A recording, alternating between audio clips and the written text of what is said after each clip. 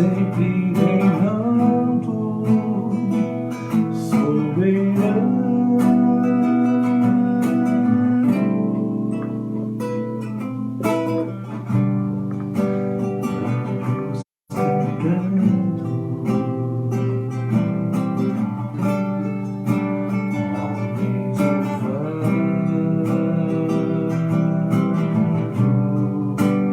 Deus reunido com seu povo,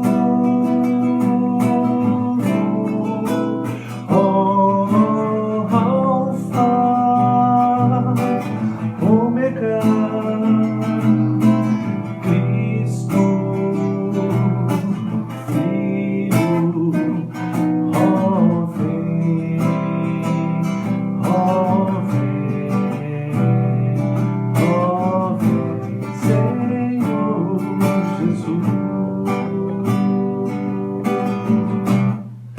ansioso espero a sua volta,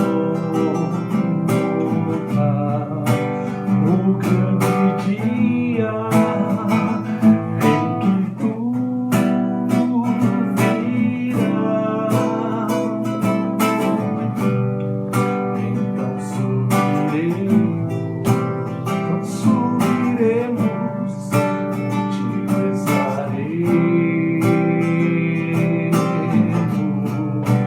pra todo sempre, aleluia, Maranata, Cristo, Filho, Mestre,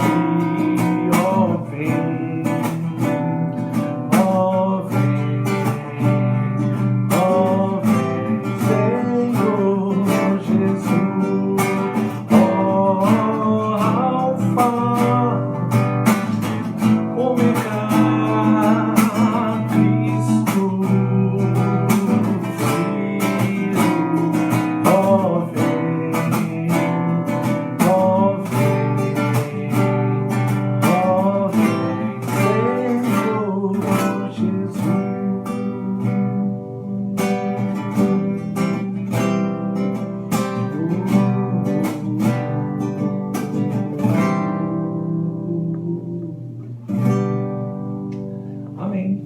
Um bom dia para você. Iniciamos hoje a nossa IBD Home. Hoje um pouquinho adaptado, um pouquinho diferente, mas iniciamos dizendo: Maranata, vem Senhor Jesus, vem buscar a sua igreja. Nós que temos crescido e aprendido cada dia mais na presença do Senhor, dizemos: Senhor, venha realmente buscar a sua igreja. E a cada dia, quando declaramos, quando nos colocamos diante de Deus, estamos abreviando este tempo. Vamos orar? Querido Deus, nós nos colocamos diante de Ti, dizendo ao Senhor, ao Pai, que nós reconhecemos a grandeza e a soberania do Senhor sobre todas as coisas, sobre a história da humanidade, sobre aquilo que já foi, aquilo que é e aquilo que virá, aquilo que ainda acontecerá. Sabemos que todas as coisas estão debaixo das Tuas mãos e conduzida pelo Senhor dentro da história. Nós louvamos ao Senhor por esta manhã agradável, a qual podemos adentrar a Tua presença, louvando ao Senhor, dizendo: vem Maranata, vem Senhor Jesus. Assim a Tua igreja diz que espera ao Senhor ansiosamente por esse grande dia. É a nossa oração em o nome de Jesus. Amém. Amém. Então, um bom dia para você, um super bom dia. Seja muito bem-vindo, você que está entrando agora, você que já chegou aí há um tempo, você que está assistindo depois do horário, não tem problema. O importante é você assistir, participar e crescer junto na palavra de Deus. Vamos, o texto base de hoje é Mateus 25, de 31 a 46. Então, eu deixei esse texto base para nós fazermos a nossa primeira leitura desta manhã. Então, Mateus 25, de 31 a 46. Diz assim a palavra do Senhor: Quando vier o Filho do Homem, na sua majestade, e todos os anjos com ele, então se assentará no trono da sua glória. E todas as nações serão reunidas em sua presença, e ele separará uns dos outros, como o pastor separa dos cabritos as ovelhas, e porá as ovelhas à sua direita, mas os cabritos à esquerda. Então dirá o rei aos que estiverem à sua direita: vinde, benditos do meu Pai, entrai na posse do reino que vos está preparado desde a fundação do mundo. Vou fazer uma pausa aqui. Está preparado desde a fundação do mundo. Porque tive fome e me deste de comer, tive sede e me deste de beber, era forasteiro e me hospedastes, estava nu e me vestistes, enfermo e me visitastes, preso e foste ver-me. Então perguntarão os justos: Senhor, quando foi que te vimos com fome e te demos de comer? Ou com sede e te demos de beber? E quando te vimos forasteiro e te hospedamos, ou nu e te vestimos? E quando te vimos enfermo e preso e te fomos visitar? O rei respondendo lhes dirá: em verdade vos digo que sempre que o fizeste a um desses meus pequeninos irmãos, a mim o fizestes. Então o rei dirá também aos que estiverem à sua esquerda: apartai-vos de mim, malditos, para o fogo eterno, preparado para o diabo e seus anjos. Porque tive fome e não me deste de comer, tive sede e não me destes de beber, sendo forasteiro não me hospedastes, estando nu não me vestistes, achando-me enfermo e preso não foste ver-me. Eles lhe perguntarão: Senhor, quando foi que te vimos com fome, com sede, forasteiro, nu, enfermo ou preso e não te assistimos? Então lhes responderá: em verdade vos digo que sempre que o deixasse de fazer a um desses mais pequeninos, uma outra versão vai dizer desses pequenininhos, a mim o deixaste de fazer. E irão estes para o castigo eterno, porém os justos para a vida eterna. Porém os justos para a vida eterna. Amém. Esse texto de hoje, o texto base da nossa lição, e ele traz consigo uma postura onde Jesus está dizendo que a justiça de Deus está sendo presente nessa segunda vinda de Cristo, e ela se consumará também no tempo certo. E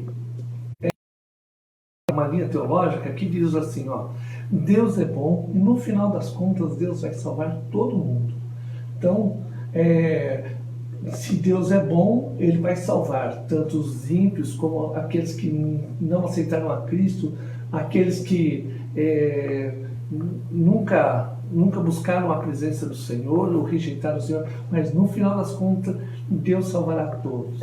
Então o texto ele já começa quebrando essa lógica e dizendo: não, a palavra de Deus nos ensina que haverá sim um julgamento onde os justos e os injustos, os ímpios, aqueles que não buscaram a Deus, eles também terão que prestar conta da sua própria vida, assim como os cristãos. Aqueles que vivem em Cristo têm uma responsabilidade muito grande e também prestarão contas no final, mas de uma forma diferente. Por isso, a lição de hoje, que nós temos como tema aqui a ressurreição e o juízo final, hoje eu não vou conseguir colocar aqui ao lado.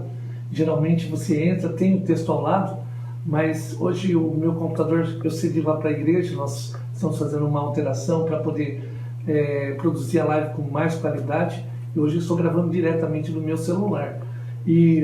Então não vou conseguir hoje colocar as tags, por isso eu vou lendo o texto e você vai acompanhando comigo, abrindo os textos da Palavra de Deus também. Então já fica aqui a minha dica que eu tenho dito há um tempo atrás: procure sua Bíblia de papel, já deixa ao seu lado, para que você possa buscar os textos e não precisar desligar a live, né? Então você continua conectado e também com o texto bíblico.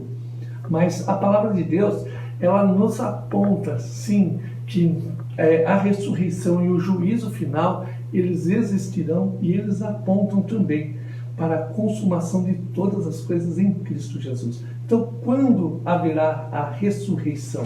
Se você voltar na lição anterior, aqui a lição número, hoje nós estamos na 12, na 11, nós falamos sobre, aqui ó, aparece a volta de Cristo. Então, se você não assistiu ao EBD Home da semana passada, depois eu convido você, assista. Ela é interessante, ela é importante também para você compreender que Cristo virá sim buscar a sua igreja. E também, no final de todas as coisas, haverá a ressurreição e o juízo final. O texto, aqui eu estou acompanhando pelo autor da revista, o autor ele diz o seguinte, ó, a morte é o mais implacável inimigo de toda a humanidade. Os seres humanos têm tentado de maneira mais ingênua ou insensata possível desafiar e negar a morte. Então, muitas pessoas dizem, eu sou cristão e não morte. Você não passará pela morte se Cristo vir buscar a sua igreja antes de você morrer. Senão, todos nós, desde que entrou o pecado na vida do ser humano, com Adão e Eva lá atrás, todos nós estamos com os nossos dias contados para morrermos. É um ciclo natural da vida, a qual nós passaremos. A grande diferença está o que será depois que eu morrer nessa vida. Será que eu vou simplesmente apagar, desaparecer? Ou será que existe uma vida depois? Então a palavra de Deus já nos aponta desde já que existe sim uma vida eterna em Cristo para nós, para aqueles que buscam a face do Senhor e confiam e depositam o seu coração no altar de Deus. Olha que declaração interessante. Não que eu tenha medo de morrer, só não quero estar lá quando acontecer. Esse aqui é o Woody Allen, ele fazendo uma graça sobre esse assunto, mas ele vai depois continuar, admitiu que a morte e por fim admitiu que a morte é absolutamente assombroso para ele. Assim também a morte para as pessoas que estão sem Cristo, ela é assombrosa, ela é um mistério a qual nós não fazemos ideia e temos medo de passar. Mas a morte, quando nós olhamos para a palavra de Deus, também não é um fim, mas é um meio o qual nós vencemos a etapa desta vida para desfrutar da vida completa em Cristo Jesus. Mais cedo ou mais tarde, todos se encontrarão com a morte. Na crença de muitos, quando a morte chega ao fim, ou seja, acabou.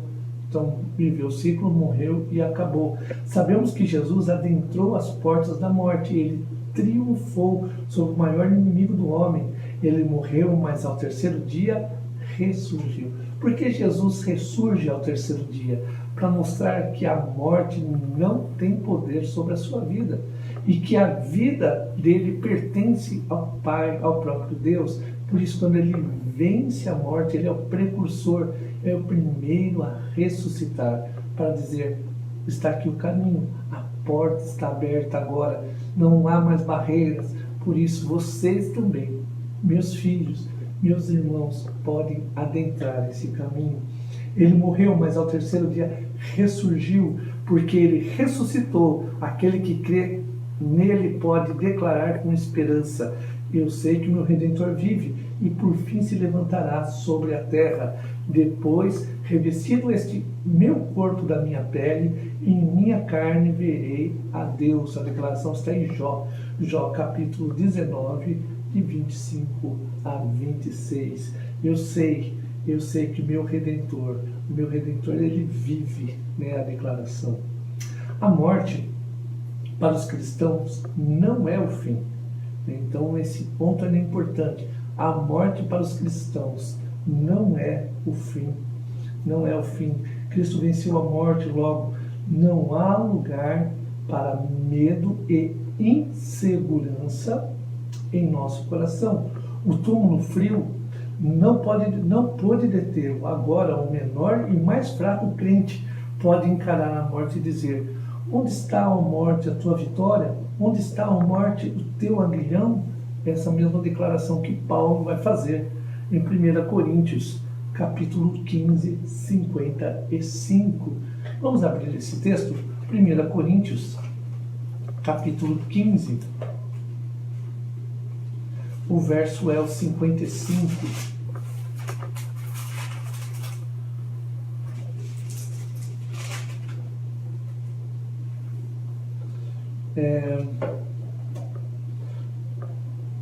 Onde está a morte, a tua vitória? Onde está a morte, o teu aguilhão? O aguilhão da morte é o pecado, e a força do pecado é a lei. Verso 56, 57. Graças a Deus que nos dá a vitória por intermédio do nosso Senhor Jesus Cristo. Por isso nós podemos dizer à morte: morte, onde está a tua vitória? Porque graças a Deus, olha o verso número 57 desse mesmo texto de 1 Coríntios 15. Graças a Deus que nos dá a vitória por intermédio de Cristo nosso Senhor. Então, esta é a declaração de Paulo, porque ele ressuscitou e vive. Nós que estamos nele não tememos a morte, porque ele é a primícia dos que dormem, ou seja, ele é o primeiro daqueles que morreram. Que dorme, não que está parado ou que está aguardando. Não, na verdade Cristo aguarda sim a redenção do mundo, segundo a vontade do Pai, o dia que ele virá para buscar a sua igreja. Mas quando ele está falando sobre a primícia dos que dormem, a primícia daqueles que morreram no Senhor, né? Sabemos que também ressuscitaremos e que a morte não tem a última palavra. Então a morte, ela não tem a última palavra, né? Nesse estudo veremos quando se dará a ressurreição, qual sua relação com o juízo final e os contrastes entre a ressurreição dos incrédulos e a dos ímpios. Então, o primeiro ponto, eu estou aqui na lição 12, né? Se você chegou agora há pouquinho, nós estamos aqui na lição 12. Então, o primeiro ponto é a ressurreição e a volta de Cristo. Quando Jesus voltar, ele ressuscitará os mortos num momento, num abrir e fechar de olhos. Ao ressoar da última trombeta, os mortos ressuscitarão. Então, os mortos ressuscitarão. Onde está esse texto? 1 Coríntios 15, 52. Vamos entrar lá nesse texto? 15, 52. Eu estou acompanhando aqui, você pode abrir o texto aí e acompanhar comigo. Se não der tempo, não tem problema, pois você pode voltar no texto.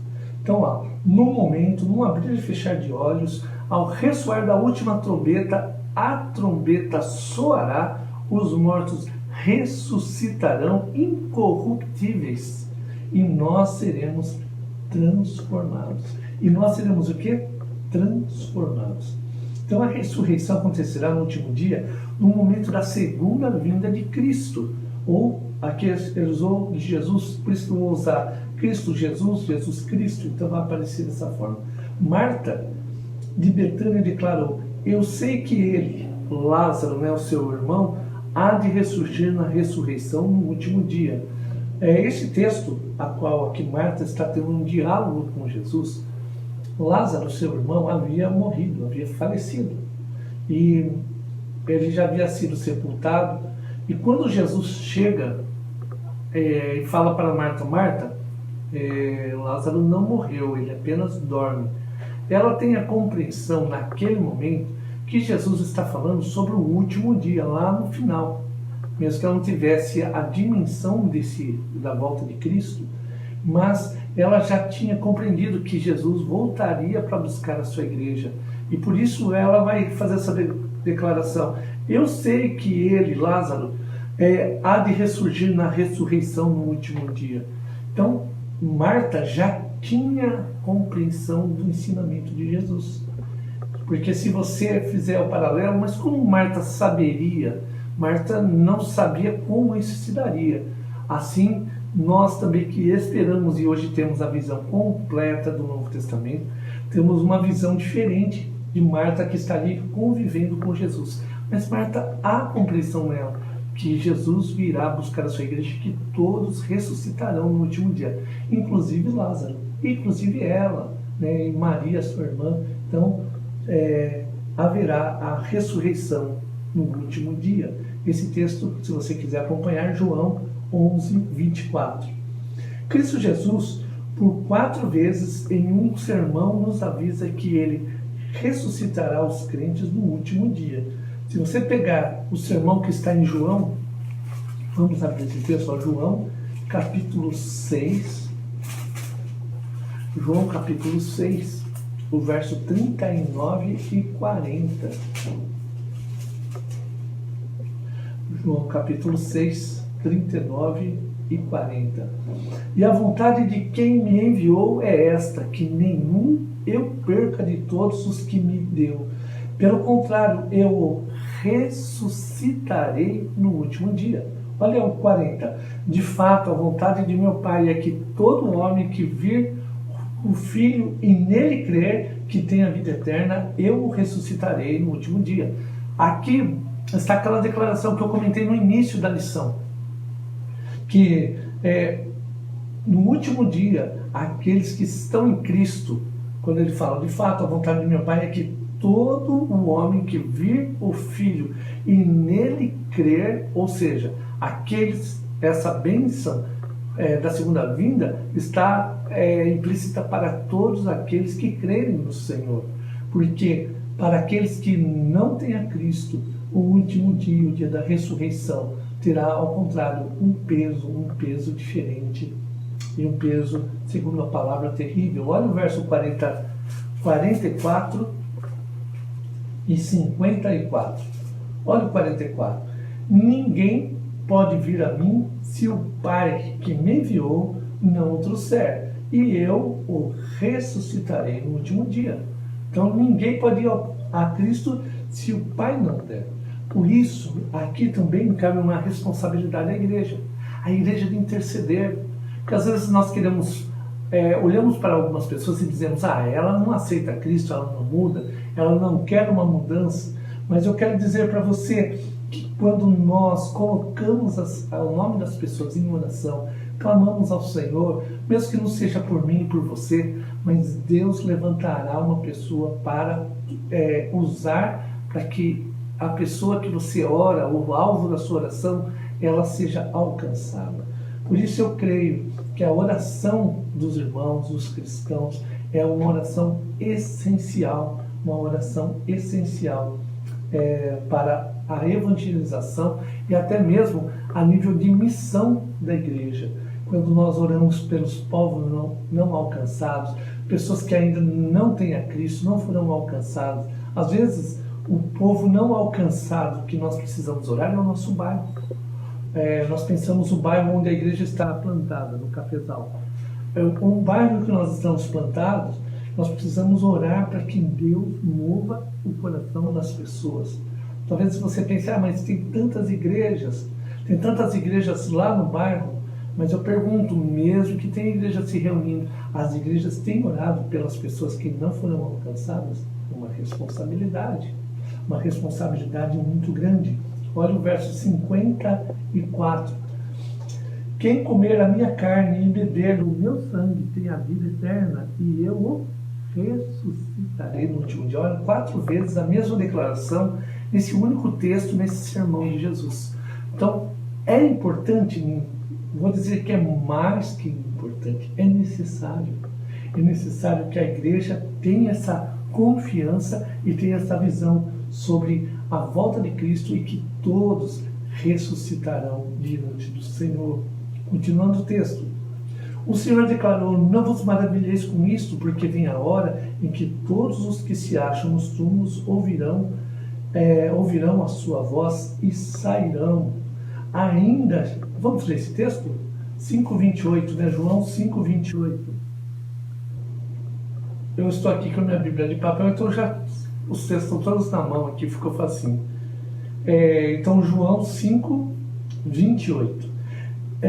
Dirigiram-se, pois, a ele,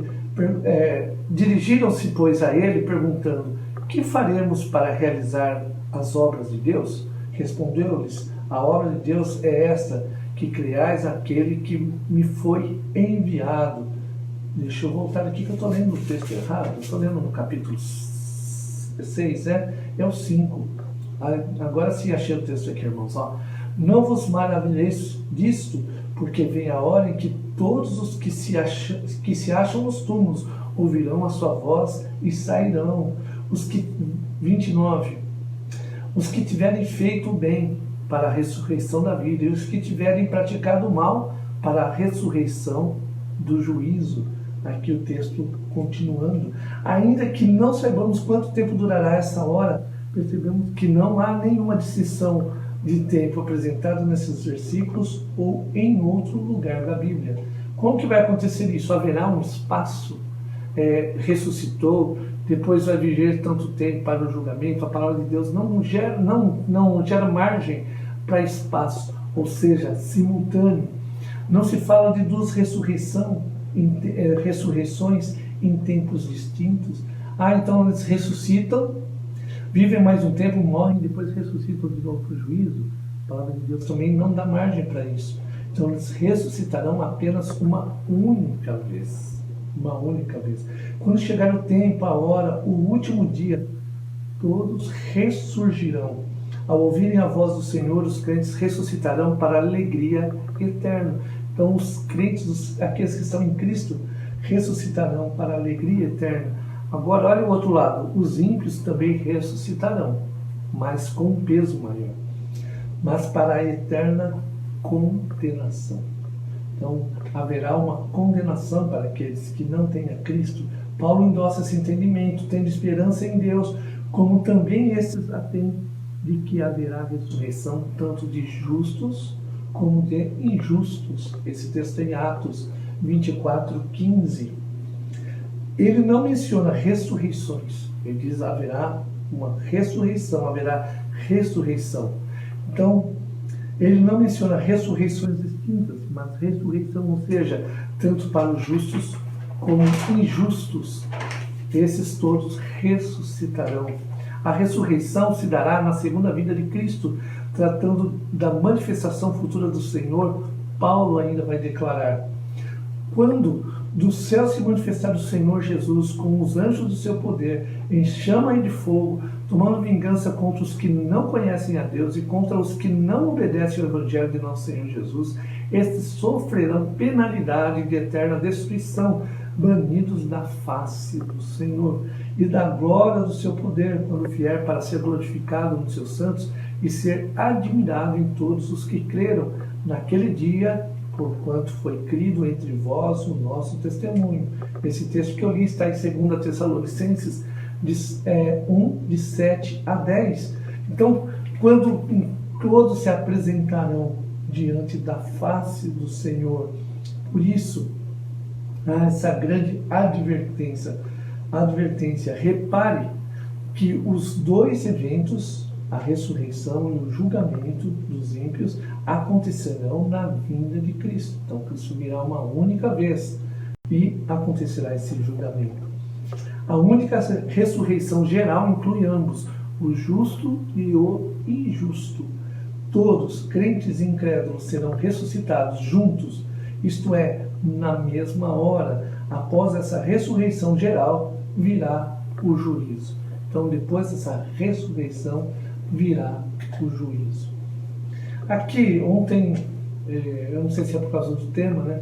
Mas apareceu um vídeo que eu vi, que achei interessante, até sobre um filme, onde as pessoas estão e elas começam a desaparecer, elas estão desaparecendo, né?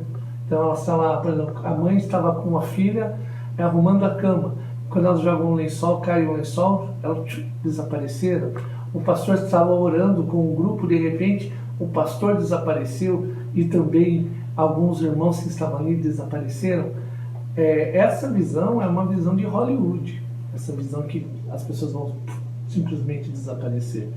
Na verdade, a palavra de Deus diz que os mortos ressuscitarão na segunda vinda de Cristo. Então, quando Cristo vier glorioso, todo o cosmo verá, todas as coisas vão parar, porque todos os olhos verão o Senhor Jesus, e assim os mortos ressuscitarão. Então, acredito que não será romântico como um filme de Hollywood.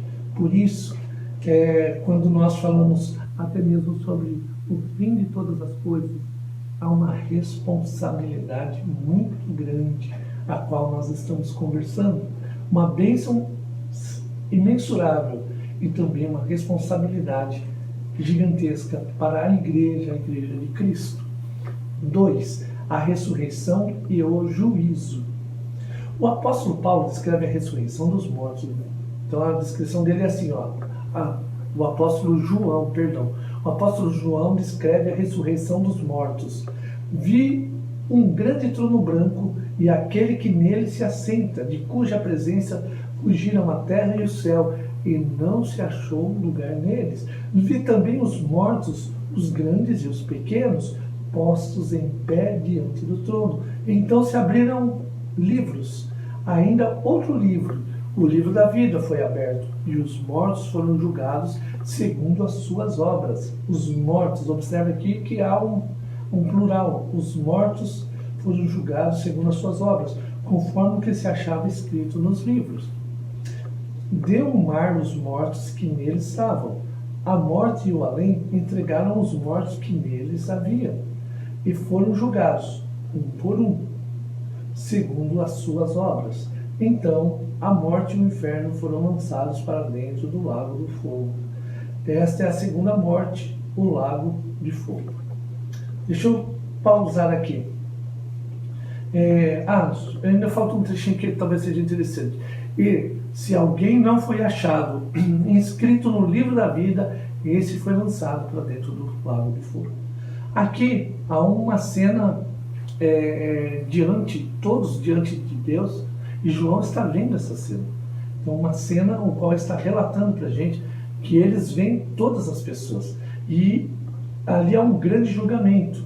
Mas também, aberto o livro das obras de cada um de nós, há um julgamento. Mas agora há aberto o segundo livro, um livro onde está inscrito o nome das pessoas que serão salvas. Olha o diferencial. Inscrito o nome das pessoas que serão salvas. Se num primeiro momento todos nós, cristãos, não cristãos, teremos que prestar contas pelas obras, então todos nós prestaremos. Mas agora vem um segundo livro, e nós compreenderemos um pouquinho melhor o porquê desse segundo livro. João utiliza a linguagem simbólica para descrever o instante do julgamento de todas as pessoas. Os mortos, grandes e pequenos, todos estarão lá. Grandes e pequenos aqui podem estar em importância. Aqueles que estiveram em evidência, mas também aquele que esteve apagadinho lá, discreto, todos estaremos diante de Deus. A intenção da passagem é demonstrar que no juízo todas as pessoas estarão presentes, tanto as salvas como as condenadas. Comenta o reverendo Leandro Lima. O reverendo Leandro Lima já tem participado de outras lições, mas há duas perspectivas de juízo. Uma pelas obras, por causa dos livros que foram abertos, e outra pela inscrição no livro da vida. A passagem diz que quem não foi achado escrito no livro da vida foi lançado no lago do fogo. Então, quem não foi achado o nome lá. Se somente estivesse ali os perdidos, não haveria necessidade nenhuma de se abrir o livro da vida, pois bastariam os livros das obras. Então, ele está dizendo o seguinte, que se todos não comparecessem, qual seria o sentido de estar ali? Então, como todos aparecem, por isso há um segundo livro, o livro que ele se refere ao livro da vida. Todos comparecerão, então, ante o tribunal de Cristo. Todas as nossas obras serão julgadas. Vou descer um pouquinho mais. Ainda que os salvos não sejam julgados no sentido de terem seu destino eterno definido por esse julgamento, por isso já ocorreu em vida, eles são julgados pelos seus atos e que lhes garantirá o galardão. Aqui nós vamos compreender um conceito de justificação. O que é a justificação? Primeiro, vamos compreender, há um grande julgamento. E as nossas obras colocadas diante de Deus, nós nos encontraremos como pecadores. Não há nada em nós. Por isso Paulo, em Efésios 2, 8 e 9, vai falar que nós somos salvos pela graça, não por obras. Ele vai dizer que as nossas obras, há sim um mérito de condenação, de julgamento. Mas quando nós nos apresentamos e as nossas obras, elas são julgadas, Cristo entra e diz: eu comprei esse irmão ou essa irmã para mim. Por isso ele justifica a minha vida, a minha salvação e a sua salvação pelo sua morte e ressurreição na cruz. O seu sangue, ao encharcar o madeiro ali, pela sua morte, ele estava ali comprando ou atraindo a ele a nossa morte, a nossa condenação. Por isso, agora quando Paulo vai falar aos Filipenses, capítulo 2, ele vai dizer que Cristo se esvaziou de si mesmo, esvaziou-se da sua glória para agradar ou cumprir cabalmente a ira de Deus, a vontade de justiça de Deus que seria feita sobre mim e você, trazendo condenação. Por isso, ele vai terminar esse mesmo texto de Filipenses dizendo que Deus o exaltou de sobremaneira, lhe dando um nome que está acima de todo nome sobre os céus e a terra. Porque Cristo, na sua obediência, agora ele também nos justifica. Há a compreensão agora que aqueles que o Pai me deu, quando Jesus disse isso ali em João, que nós vemos capítulo 6, aqueles que o Pai me deu, o que ele estava dizendo? Aqueles os quais o Pai me deu de presente, eu justifico eles. Esses são justificados pelo meu sangue. Por isso, também agora a compreensão quando Jesus diz: eu sou a porta do aprisco. Talvez você, no primeiro momento, pense, mas porque somente as pessoas que aceitam a Cristo? Porque Cristo, ele completa cabalmente a vontade de Deus, para que ele seja essa porta, a porta do aprisco, ou seja, a porta de entrada do céu. Por isso, se nós queremos ir ao Pai, nós precisamos ir ao Filho, porque o Filho é em Cristo Jesus que está aberta essa porta de salvação. Continuando o texto: somente após a ressurreição, ímpios e salvos receberão plenamente o que lhes está reservado. Assim como os salvos só desfrutam em sua plenitude o júbilo do céu quando a alma e o corpo estiverem unidos novamente, da mesma forma os incrédulos só serão integralmente punidos após a ressurreição. Então os incrédulos, tem pessoas que querem ter justiça nesse mundo. Nós queremos fazer a justiça, né? Nós cremos que Deus perdoa, mas nós queremos fazer a justiça. Quero dizer para você, a justiça plena somente em Cristo. Somente Deus vai trazer a justiça sobre todas as coisas, inclusive sobre eu e você. Por isso, às vezes a gente olha e fala: mas é injusto que aconteça isso ou aquilo. Quero dizer para você que diante de Deus nada vai passar. Aquilo que está escondido virá à tona. Mesmo que haja uma ação às escondidas, no último dia, tudo será colocado às claras. Desse modo, a segunda vinda de Cristo no último dia, muitos dos que dormem no pó da terra ressuscitarão, uns para a vida eterna e outros para, olha só, vergonha e horror eterno. Então, essa palavra horror é pesada, mas é a palavra que está na palavra de Deus. Se você for em Daniel capítulo 12, você vai compreender esse texto. No dia do juízo, após a ressurreição, a suprema justiça de Deus se manifestará e ele separará as ovelhas dos cabritos. É o texto base de hoje. Ficará evidente a diferença entre o justo e o perverso, entre o que serve a Deus e o que não serve ao Senhor. 3. A ressurreição e seus contrastes. Fazer uma pausa aqui.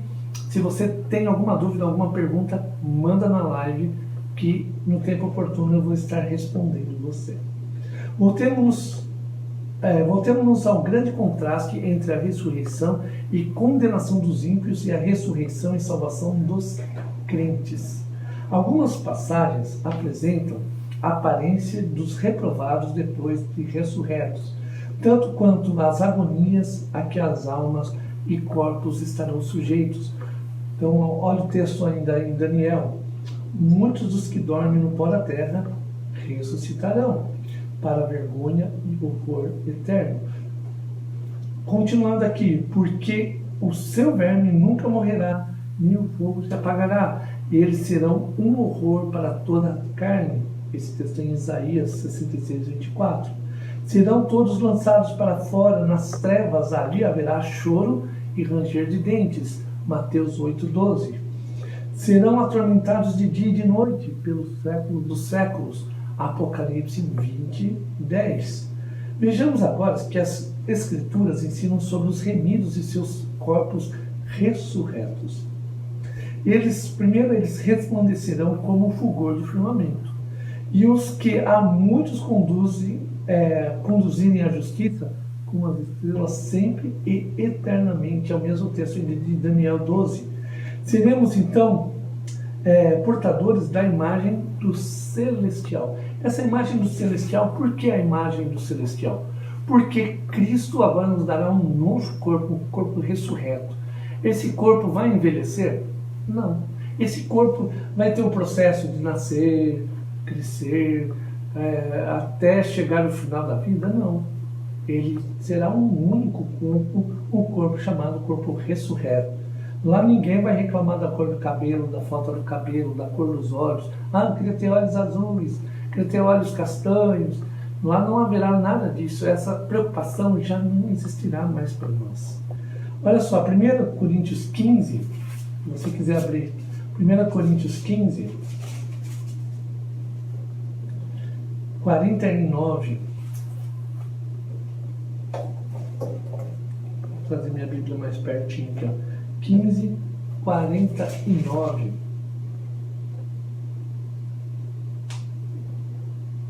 E assim como trouxemos a imagem do que é terreno, devemos trazer também a imagem do celestial. O Senhor transformará o nosso corpo de humilhação para ser igual ao corpo da sua glória. Por isso, olha só, se no primeiro momento, assim como trouxemos a imagem do que é terreno, sendo homem e mulher, tendo as nossas dificuldades diferentes, agora quando Cristo vir buscar a igreja, vir buscar a sua igreja, devemos também trazer a imagem do que é agora celestial. Filipenses, deixa eu ver se eu não pulei nada aqui.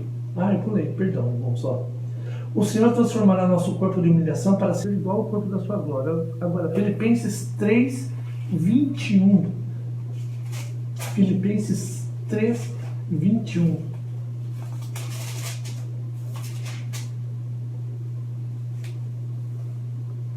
O qual transformará nosso corpo de humilhação, olha só, o corpo que nós falamos sobre esse corpo terreno natural.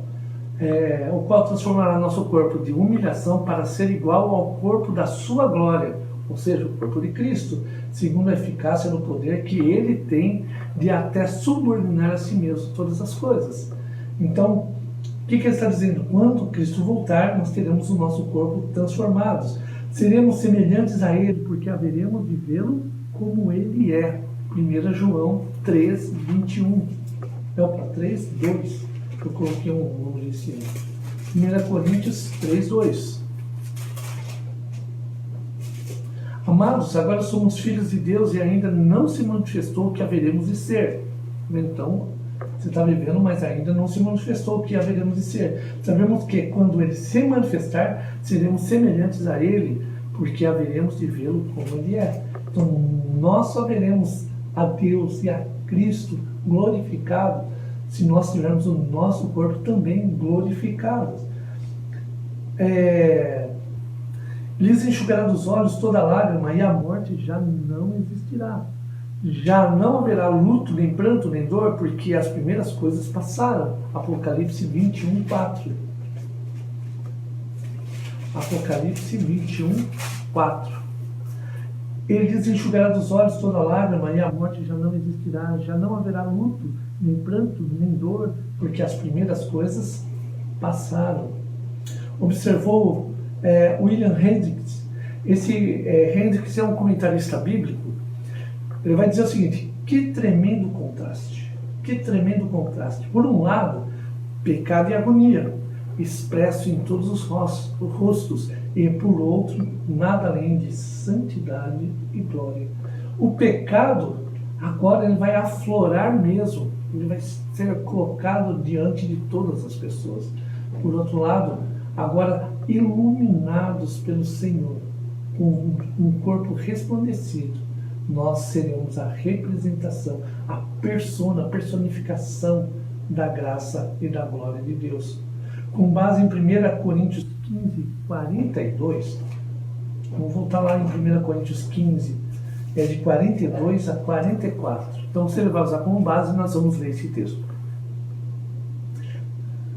Pois assim também a ressurreição dos mortos semeia-se o corpo da corrupção, ressuscita na incorrupção, semeia-se na desonra, ressuscita-se na glória, ressuscita-se em glória, semeia-se em fraqueza, ressuscita em poder, semeia-se corpo natural, ressuscita corpo espiritual. Se há corpo natural, há também corpo espiritual. Então, há corpo espiritual. Agora vamos ver o que ele está dizendo. Olha, então o Hendricks, baseado nesse texto, ele vai fazer o seguinte: vai fazer 4 observações. E essas 4 observações sobre o corpo atual e o corpo que nós teremos em Cristo. Primeiro, semeia-se o corpo na corrupção e ressuscita na incorrupção. Quando começamos a viver, também começamos a morrer. Esse é o ciclo que eu já havia comentado, o ciclo natural. A cada ano que passa, o nosso corpo se torna mais frágil. Eu tenho sentido isso aí já há alguns anos. Com o passar do processo de envelhecimento, até mesmo no túmulo, o processo da corrupção do corpo continua. Nosso corpo ressurreto, porém, está livre desse esfacelamento.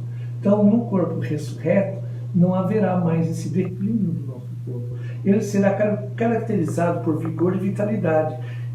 Olha só, já que ele não estará sujeito à morte, a sua reprodução não será mais necessária para a perpetuação da espécie.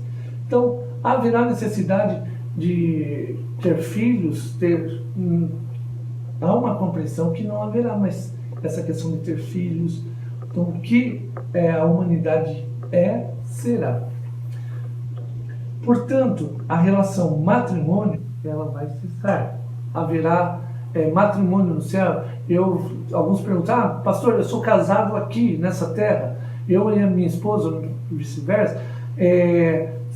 Quando no céu eu continuo vivendo como marido e mulher? Creio que não, que lá nós nos conheceremos sim, mas não haverá o matrimônio. Portanto, a relação matrimônio, ela cessará. Então, até que a morte os separe. Não é assim que o pastor falou lá no seu casamento, no meu casamento ele falou isso? Então, agora também, com a nossa morte em Cristo Jesus, a morte então cessará e todas as coisas cessarão. Isso não significa que as características que distinguem homens e mulheres serão eliminadas, mas que na ressurreição seremos como anjos que não se casam e não se dão em casamento. Segundo, semeia-se na desonra, ressuscita-se em glória. No nosso corpo atual, herdado por Adão e Eva, havia essa mesma concepção. Nosso corpo atual não é como era de Adão e Eva. Antes do pecado, eles também estão longe de ser o que serão na ressurreição. Então, o corpo lá de Adão e Eva, seremos iguais? Diz a palavra que não. Nós teremos um corpo igual ao de Cristo, que é diferente, né? Então, o nosso corpo será glorioso, porque será semelhante ao corpo de Cristo. Terceiro, semeia-se em fraqueza, ressuscita-se em poder. Na fragilidade dará lugar a pleno vigor. Não haverá joelhos trópicos, não haverá esse cansaço. Eu tenho que dormir porque hoje estou cansado. ou então trabalhei a semana toda, lá não haverá isso, será um tempo diferente. Por fim, semeia-se o corpo natural, ressuscita-se o corpo espiritual. Nossa alma, sensações, afetos, desejos, racionalidade, tudo isso está contaminado pelo pecado. No futuro, porém, nosso corpo e mente serão plenamente livres da influência pecaminosa. Amaremos, obedeceremos e glorificaremos plenamente e eternamente ao Senhor. Concluo a nossa lição de hoje. Primeiro, o ensino claro da Bíblia é que na ocasião da segunda vinda de Cristo haverá a ressurreição tanto de crentes como de incrédulos. Então, os dois serão ressurretos. Agora, um grupo vai ressuscitar para a condenação eterna, outro grupo ressuscitará para a vida eterna. Então, a história do mundo não é cíclica. Então, é uma coisa interessante. Tem gente que pensa, tudo é um ciclo, né? É um ciclo. Então, tudo acontecerá. Não, nós apontamos, nós temos um alvo. Cristo, a segunda vinda de Cristo. No dia do juízo, nos deixa claro que a felicidade eterna dependerá da nossa relação com Cristo. Por isso nós adentramos por Cristo. Terceiro, o juízo é inevitável. Então logo, aqui é um sinal de alerta. 4, o dia do juízo significa o triunfo final do nosso Senhor e Salvador. Uma aplicação, o tema de hoje nos mostra a soberania de Deus na história, a justiça do Senhor, bem como a esperança de uma nova vida. Que você olhe para esse tempo da palavra de Deus, medite sobre a palavra de Deus nesse aspecto, sobre esse tema, a ressurreição, o juízo. Converse com o Senhor, coloque diante dele as suas inseguranças, incertezas e deixa o Espírito Santo permear o seu coração e trazer paz a você. Hoje, nós temos mais uma oportunidade de buscar ao Senhor e continuar crescendo em sua palavra. Que Deus te abençoe, te dê um domingo excelente, um domingo em família. Aproveite seu domingo em família, sente à mesa, não deixa comer lá no sofá, separado, não. Junta a família, junta realmente pertinho, converse, desligue o celular um pouquinho, busque a presença do Senhor, mas busque conversar sobre coisas simples. É aqui que nós alcançamos a maturidade, o diálogo e também crescemos em Cristo, desfrutando da família que o Senhor nos deu. Então, um domingo abençoado para você, fique com Deus. Lembrando que esta noite o nosso culto começa às 19 horas e celebraremos a ceia do Senhor. A nossa ceia é online. Então, se você ainda não separou, separe seu elemento, seu vinho, seu pão. Se você quiser preparar uma mesa bonita também, prepare. E hoje estaremos celebrando juntos, mesmo que online. Nós estaremos celebrando juntos esse corpo de Cristo, que momentaneamente agora não está podendo reunir-se plenamente, mas no tempo certo nós estaremos juntos, tá bom? Então um grande abraço, um excelente domingo em Cristo Jesus. Amém? Vou orar finalizando a nossa escola. Querido Deus, obrigado por esta manhã, obrigado por esse estudo, obrigado porque a Tua Palavra, ela abre o nosso entendimento, mas ela nos dá uma visão plena daquilo que o Senhor está realizando na vida da Tua igreja, na vida de cada cristão e naquilo que o Senhor está nos conduzindo na consumação de todas as coisas. Quando olhamos para o mundo, ficamos com medo, sem esperança, mas quando olhamos para o Senhor, compreendemos que todas as coisas estão acontecendo segundo o Teu querer e segundo a Tua permissão, Pai. Nós oramos gratos, pedindo a Tua bênção para o dia de hoje, para logo mais o culto, em nome de Jesus. Amém e amém.